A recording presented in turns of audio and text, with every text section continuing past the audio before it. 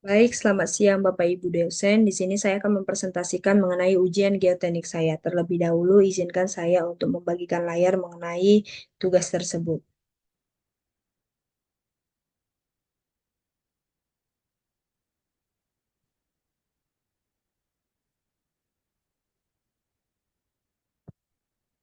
Baik, di sini saya akan tugas presentasi mengenai ujian geoteknik tambang saya sendiri. Terlebih dahulu, izinkan saya memperkenalkan diri. Nama saya Cindy Yohana Silitonga dengan NIM 073002200032. Baik, yang pertama, jelaskan prinsip dasar desain lereng terbuka berdasarkan gambar di bawah ini. Berdasarkan gambar yang ditampilkan, prinsip dasar desain lereng tambang terbuka dapat dijelaskan sebagai berikut. Yang pertama, models. Dimulai dengan mengumpulkan data geologi, struktur, massa batuan, dan hidrologi. Data-data ini diintegrasikan untuk membentuk model geoteknik. Yang kedua, domains. Model geoteknik digunakan untuk menemukan domain geoteknik. Domain ini mempengaruhi mode kegagalan berdasarkan kekuatan dan struktur batuan. Yang ketiga, desain. Melibatkan konfigurasi batch and sudut interrupt dipengaruhi oleh regulasi, peralatan, kemampuan, dan perencanaan tambang, dan menghasilkan desain lereng keseluruhan. Yang keempat ada analisis.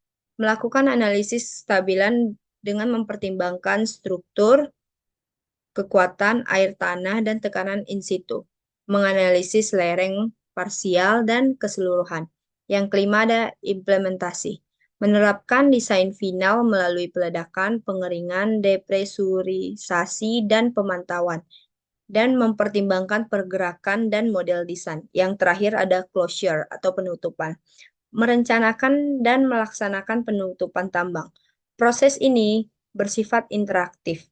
Kemungkinan penyesuaian berdasarkan penilaian risiko dan analisis berkelanjutan. Desain lereng tambang terbuka adalah proses kompleks yang membutuhkan pertimbangan berbagai faktor geologi, teknis, dan operasional untuk memastikan stabilitas dan keamanan tambang. Baik, untuk soal nomor 2, jelaskan yang saudara ketahui berkaitan dengan A. Pengambilan data geoteknik tambang. B. Potensi longsoran berikut. Di persoalan nomor B itu ada 4 gambar. Baik, saya akan menjelaskan yang A dulu. Berdasarkan gambar yang diberikan, saya akan menjelaskan tentang pengambilan data geoteknik tambang dan potensi longsoran yang ditunjukkan. Yang A itu pengambilan data geoteknik tambang. Pengambilan data geoteknik tambang melibatkan pengumpulan informasi tentang sifat-sifat fisik dan mekanik batuan dan tanah di lokasi tambang. Ini termasuk yaitu terbagi atas menjadi 6, yaitu yang pertama, pengumpulan orientasi diskontinuitas atau yaitu kekarekahan bidang pelapisan, seperti ditunjukkan pada diagram Stereonet. Yang kedua, identifikasi jenis batuan dan struktur geologi. Yang ketiga, pengambilan sampel dan uji laboratorium, yaitu kekuatan, permeabilitas, dan lain-lain. Yang keempat, pengukuran in situ seperti uji geser langsung di lapangan. Yang kelima, pemetaan geologi permukaan dan bawah permukaan. Dan yang terakhir, ada pengeboran inti untuk mendapatkan data di kedalaman. Baik, saya akan menjelaskan soal yang ke B, potensi longsoran. Gambar menunjukkan beberapa tipe potensi longsoran pada lereng tambang. Untuk gambar pertama, longsoran bidang atau planar failure terjadi sepanjang satu bidang diskontinu yang miring ke arah lereng, tunjukkan pada gambar A. Yang kedua, longsoran baji, wedge failure, terjadi sepanjang perpotongan dua bidang diskontinuitas, ditunjukkan pada gambar B.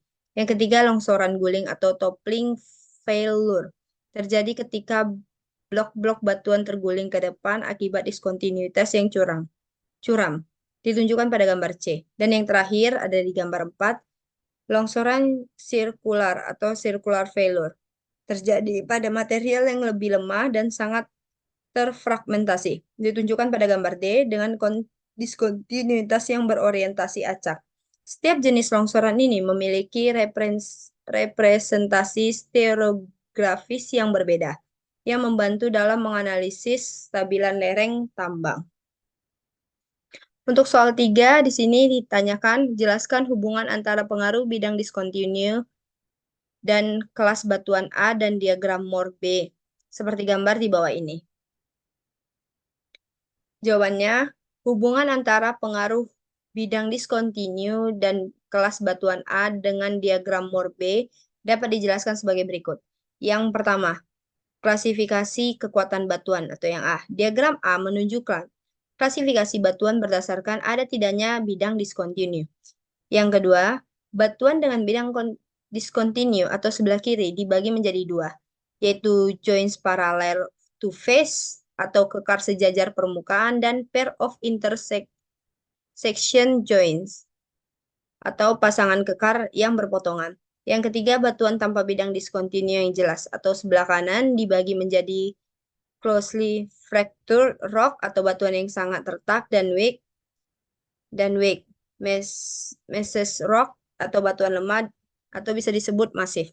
Yang kedua ada diagram Moore yang bagian B. Diagram Moore menggambarkan hubungan antara tegangan normal dan tegangan geser toe pada batuan.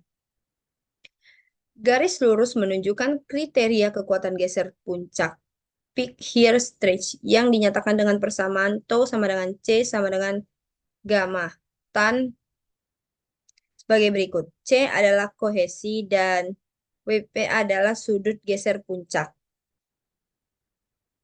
Yang ketiga, hubungan. Yang pertama, untuk batuan dengan bidang diskontinus sebelah kiri diagram A, kekuatan gesernya lebih ditentukan oleh karakteristik bidang diskontinu. Ini akan mempengaruhi bidang kohesi C dengan sudut geser pada diagram Moore. Yang kedua, batuan tanpa bidang diskontinu yang jelas sebelah kanan diagram A akan memiliki perilaku yang lebih mendekati batuan utuh. Kekuatan gesernya lebih ditentukan oleh sifat massa batuan secara keseluruhan. Yang ketiga, batuan dengan joist parallel to face cenderung memiliki kekuatan geser yang lebih rendah dan akan terlihat sebagai titik yang lebih rendah daripada garis kekuatan geser di diagram Moore. Yang keempat, batuan dengan pair of interesting joints mungkin memiliki kekuatan geser yang sedikit lebih tinggi dibandingkan dengan joint parallel to face, tapi masih lebih rendah dari batuan utuh. Yang kelima adalah closely fracture rock and weak. Massive rock akan memiliki perilaku yang lebih kompleks tergantung pada tingkat rekahan dan kekuatan intrinsik batuannya. Dengan demikian, klasifikasi batuan berdasarkan bidang diskontinu mempengaruhi parameter kekuatan geser yang ditampilkan dengan diagram Moore, sehingga mempengaruhi posisi dan kemiringan garis kekuatan geser puncak. Dan yang terakhir, soalnya jelaskan gambar di bawah ini.